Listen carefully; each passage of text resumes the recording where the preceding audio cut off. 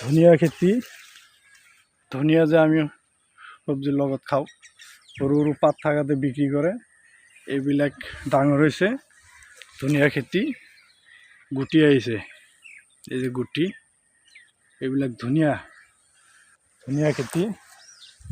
আৰু এইবিলাক ইয়াত আছে এটা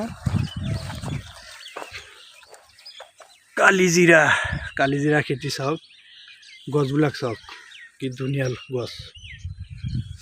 কালিজিৰা দেখাত কলা কিন্তু খোৱাত খুব মজা। কালিজিৰা গছ, এইটো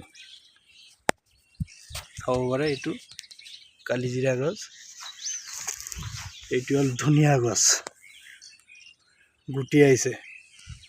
বহুত ভাল লাগে চহৰত আহিলে এই সময়ত নানান ধৰণৰ খেতি চাব পৰা যায়।